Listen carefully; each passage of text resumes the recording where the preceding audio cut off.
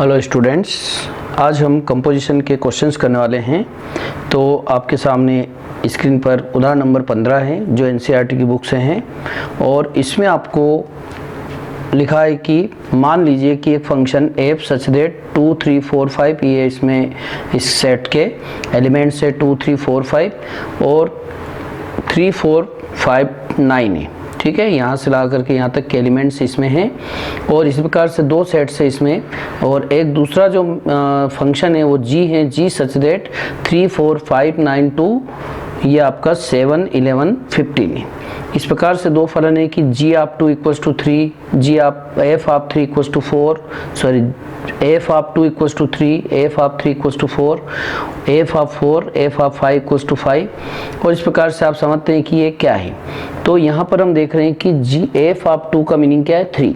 मतलब इस अवयव का जो इमेज है वो क्या है, 3 है। ठीक है, इसी प्रकार से या इसको हम चित्र द्वारा भी प्रदर्शित कर सकते हैं। मान लिया जाए मुझे f का फंक्शन डिफाइन करना है, तो ये देखिए आप इसका रिलेशन को मैं चित्र से और क्लियर कर देता हूँ।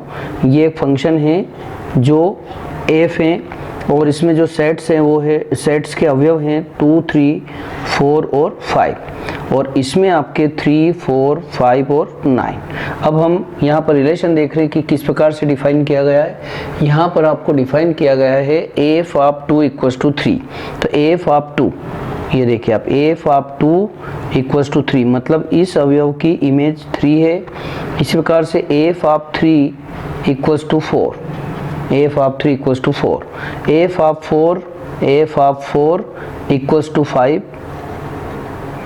और साथ में f of 5 equals to 5, f of 5 भी आपका 5 है। ठीक है, यानी यहाँ पर देखें हम तो ये मिनी वन यानी बहु एक की हैं, यानी एक की नहीं है बल्कि एक अवयव, दो अवयव ऐसे भी जिनकी एक ही इमेज है।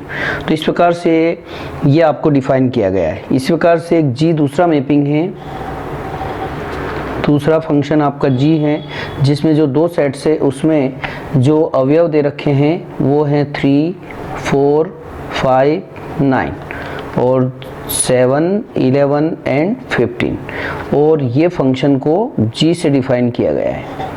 और यहाँ जो एलिमेंट्स दे रखे हैं उनका रिलेशन देखें तो इमेज के लिए दे रखा उसने f3 और f4 का 7 है।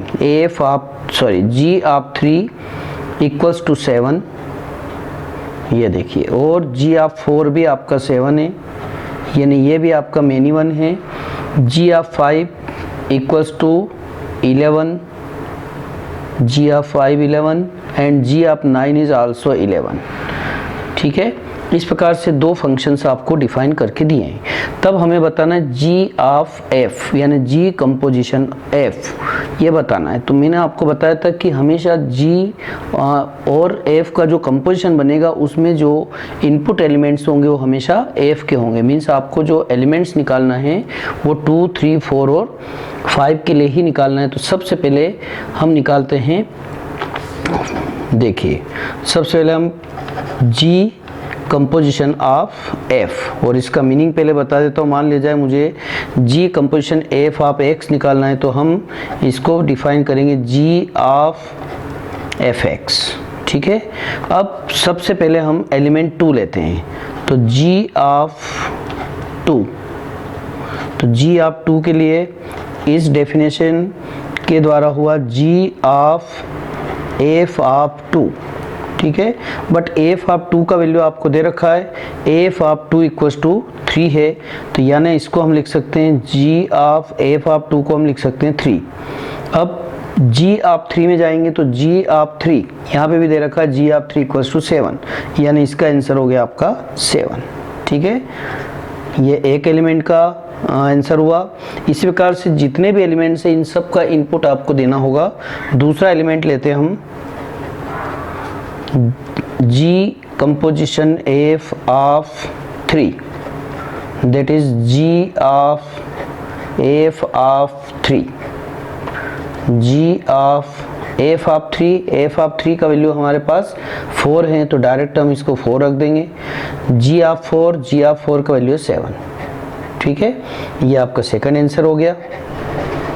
इसी प्रकार से थर्ड एलिमेंट 4 लेंगे तो G कंपोजिशन F ऑफ 4 संयोजन, यानी G ऑफ F ऑफ 4।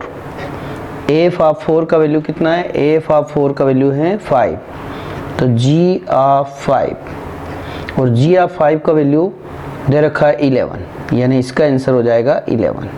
ठीक है, इसी प्रकार से फोर्थ वाले पार्ट में आपको G of 5, G composition F of 5 का वैल्यू फाइंड करना रहेगा।